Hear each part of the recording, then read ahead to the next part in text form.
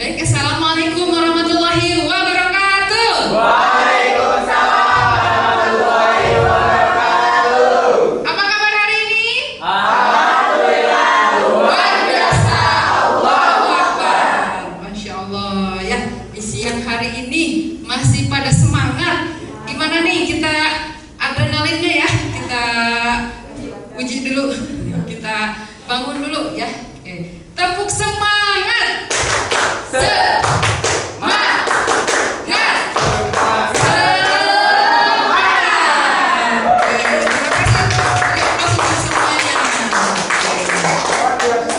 Luar biasa ya.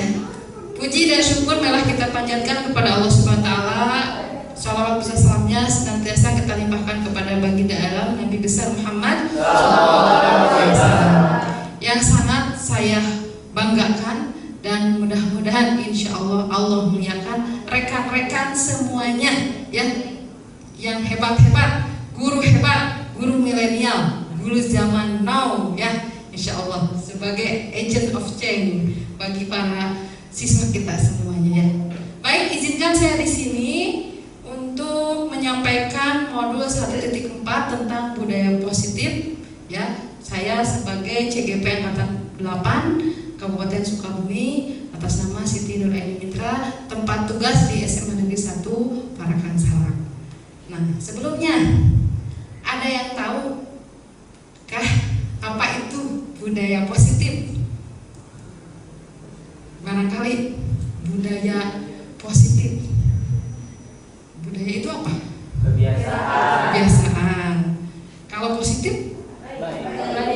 Budaya positif itu kebiasaan atau hal-hal yang dilakukan yang baik sekali. Sepakat semua? Luar biasa. Oke, ada yang punya ide lain atau narasi lain, ungkapan lain, silakan. Budaya positif. Bagi laki-lakinya mau nggak? Silakan. Siapa? Belum ada. Masih sama kebiasaan yang positif. Apa? Kebiasaan-kebiasaan yang dilakukan secara positif, secara baik. Secara baik ya. Jadi kebiasaan-kebiasaan atau cara-cara yang dilakukan secara positif. Oke, bagus sekali ya. Kita lanjut. Nah, dari budaya positif itu ada sebuah nilai-nilai kebajikan dari 6 institusi atau organisasi. Tentu yang pertama tidak asing ya bagi kita, profil pelajar Pancasila. Boleh disebutkan satu persatu? Profil pelajar Pancasila yang pertama ada beriman, 2 mandiri, 3 bernalar kritis, 4 berkebinekaan global, 5 gotong royong dan 6 kreatif. Luar biasa ya. Betul sekali ya. Beriman, mandiri, bernalar kritis, berbinekaan global, gotong royong dan kreatif. Ada nih satu kunci.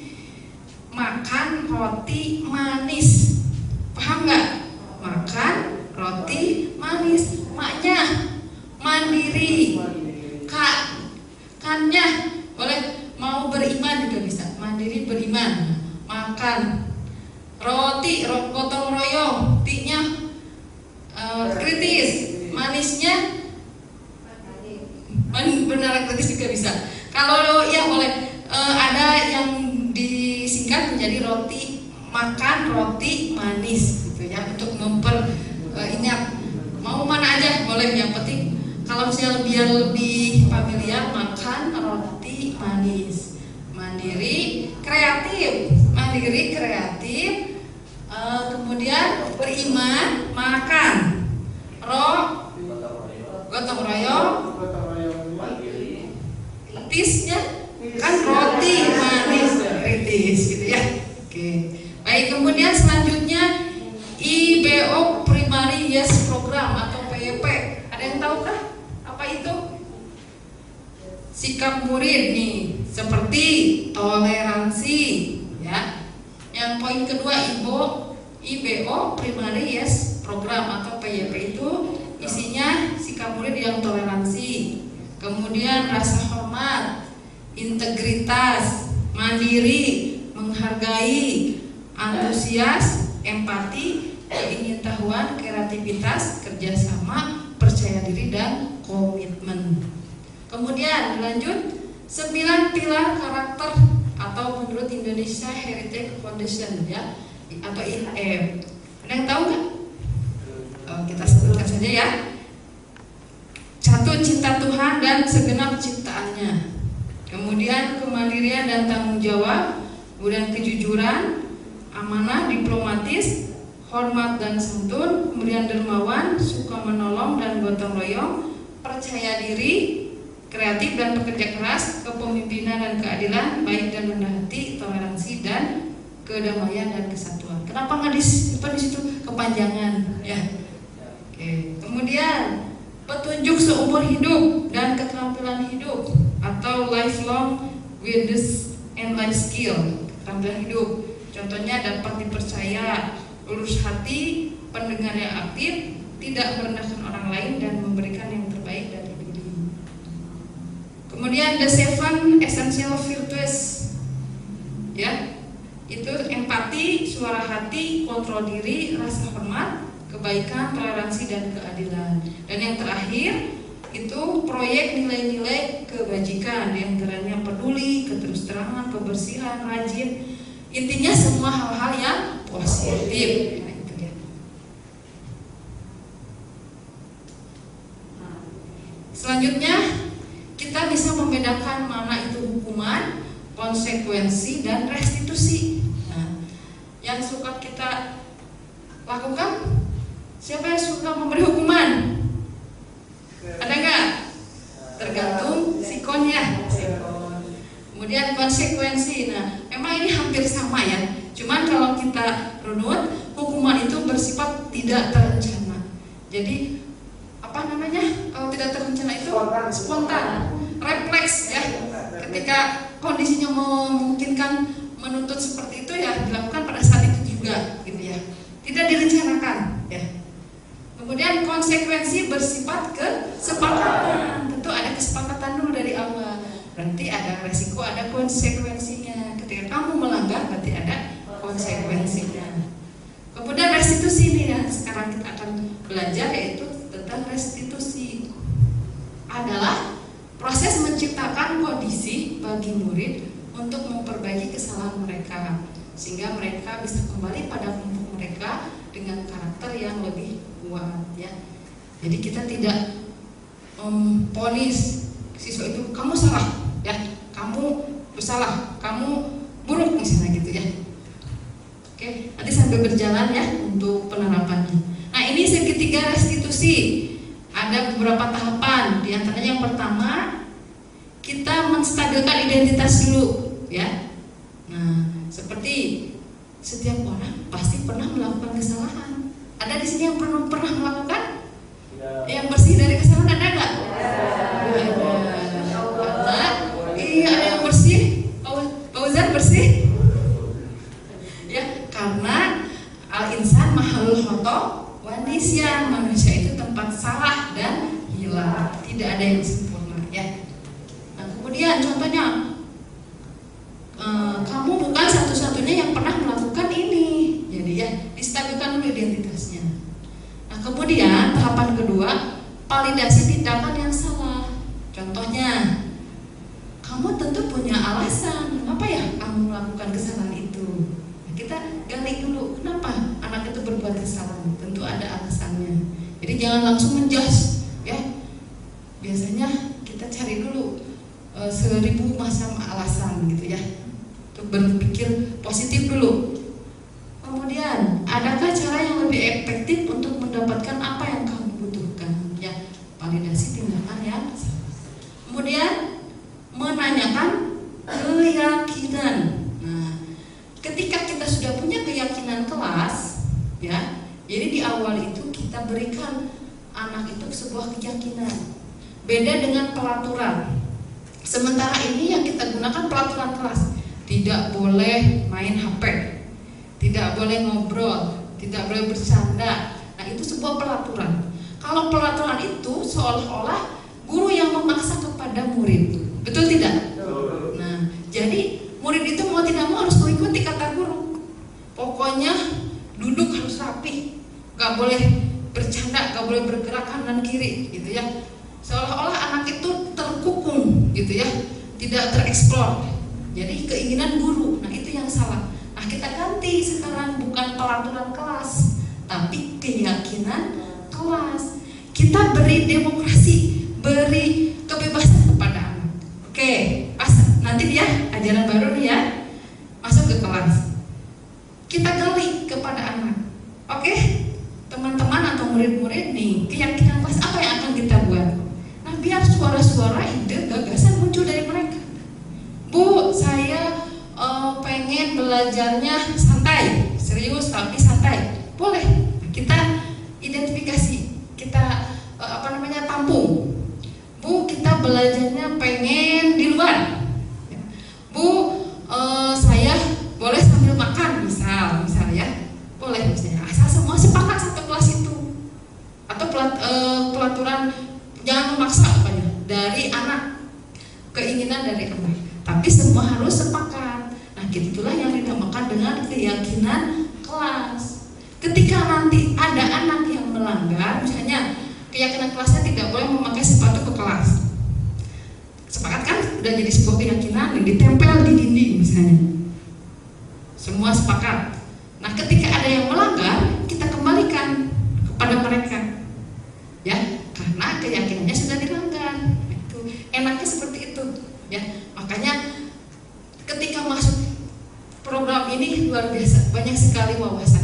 Ya, bukan ada niat ingin jadi KS ataupun pengawas apa, itu mah bonus. Tapi ilmunya, masya Allah, luar biasa. Yang selama ini kita merasa benar, yang kita lakukan itu ternyata banyak sekali kelemahannya. Jadi feedback bagi kita, refleksi bagi kita, umpan balik bagi kita. Oh, ternyata ini yang paling benar, ya. Gitu. Dan semua anak itu pastinya unik. Semua peserta didik itu, semua murid itu adalah unik dengan berbagai karakter yang berbeda. Tentu kita harus berpihak kepada murid. Oke? Kemudian kamu ingin menjadi orang yang seperti apa? Itu ditanya. Kita jadi kekeluargaan. Kebutuhan anak itu seperti apa? Kita fasilitasi, ya. Kita menuntun, ya, bukan menuntut, tapi kita menuntun anak sesuai kodrat zaman dan kodrat alam. Selanjutnya, nah ini ada beberapa posisi kontrol, ya, ada 5. Pertama, penghukum. Kedua, pembuat merasa bersalah. Ketiga, sebagai teman. Sebagai pemantau. Kelima, sebagai manajer. Nah, ada di mana posisi kita dari kelima kontrol tersebut? Baik semua, masih semangat? Ya. Oke. Untuk closing statement, ya, tentang budaya positif. Jadi budaya positif itu suatu kebiasaan kepada hal-hal yang positif, hal-hal yang baik. Nah, ini kembali kepada kebutuhan dasar manusia. Ya, kita manusia. Iya, pasti kita punya kebutuhan dasar. Di antaranya satu, rasa kasih sayang.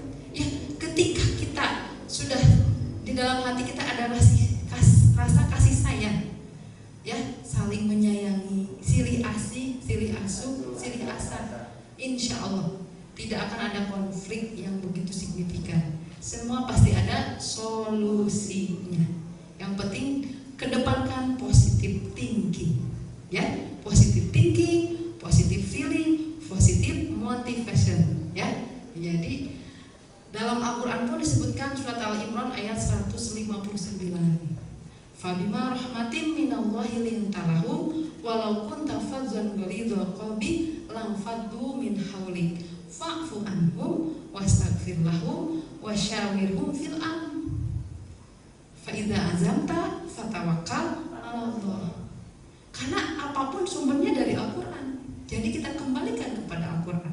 Ketika ada permasalahan, kembalikan kepada Al-Quran. Ketika lagi galau, lagi stres, ya, banyak masalah, kembalikan, ya, kepada Al-Quran. Fabima rahmatin minallah, dengan kasih sayang dari Allah, kita bisa berbuat lemah lembut. Kasih sayang dari Allah, kita bisa lembut, bisa sabar menghadapi murid. Itu kasih sayang dari Allah, ya, rahmat dari Allah. Karena sang pemilik hati kita siapa? Allah.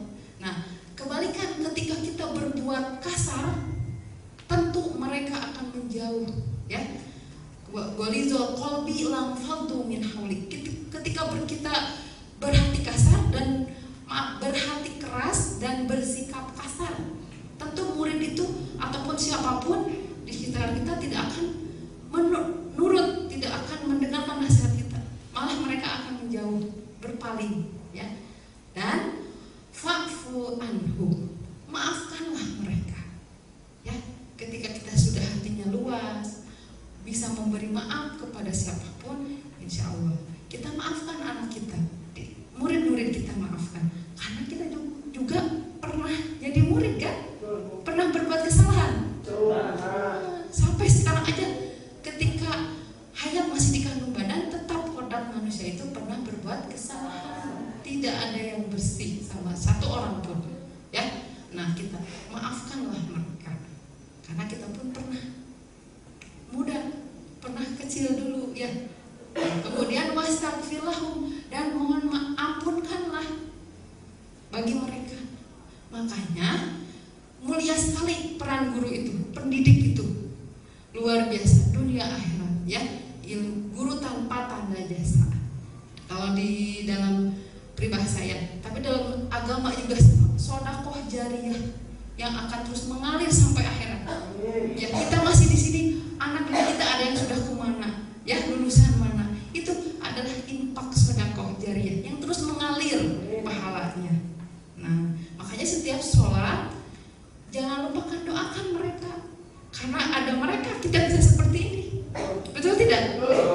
Ada mereka kita bisa seperti ini sekarang, lebih bagus lagi, lebih meningkat lagi. Mereka berarti sumbangsih kepada kita, ya. Jadi doakan dalam sujud kita, dalam doa kita.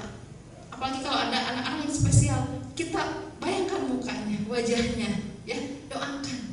Insya Allah, karena doa silahul mukminin, doa itu senjatanya orang mukmin, ya. Kita doakan, insya Allah langsung jalur langit, ya, langsung oleh Allah nanti akan digerakkan hatinya. Kemudian wasyawirhum fil amri, tadi bermusyawarah setiap dalam memutuskan suatu permasalahan. Betul. Tadi kita setelah melakukan segitiga restitusi, kemudian kita kolaborasi, musyawarah dengan wali kelas, musyawarah dengan orang tua, guru BP atau BK, ya, kemudian kesiswaan, gitu ya. Jadi jangan menentukan keputusan sendiri. Kita kerjasama dengan orang tua, karena pasti orang tua pun ingin yang terbaik bagi anak-anaknya, dan kita pun sama, ya. Kemudian faida azamta fatawakkal Allah. Ketika sudah membulatkan tekad, semua usaha sudah kita lakukan, fatawakkal Allah, bertawakallah kepada Allah, serahkan kepada Allah. Ikhtiar sudah maksimal, Allah yang membulak-balikan hati manusia. Ya muqallibal qulub tsabbit qalbi ala dinik, ya. Tidak ada yang sulit bagi Allah, ya. Kemudian innallaha yuhibbul mutawakkilin, Allah mencintai orang-orang yang bertawakal. Sepakat ya? Sepakat. Indahnya dunia ini ya? Indah, masya Allah. Pokoknya positif thinking, itu nilai utama. Positif di keluarga, positif di lingkungan, di sekolah, ya, dan orang-orang terdekat kita. Itu ya.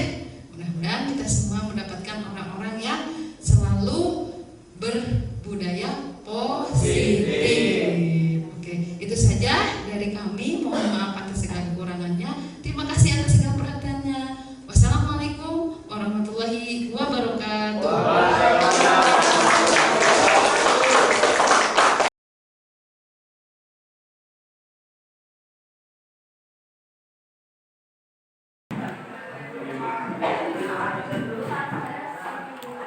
Oke. Ibu apa aja? Ya, enggak.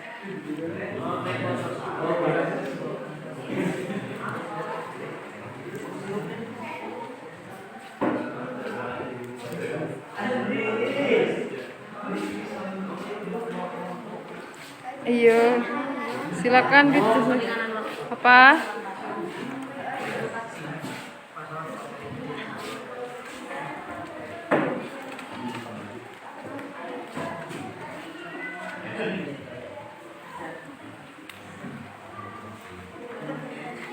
Ayo Ayo silakan ditulis. Misal kan jam terakhir, biasanya jam terakhir pengen cepet pulang. Berarti apa? Pulang tepat pada waktunya. Misal ya.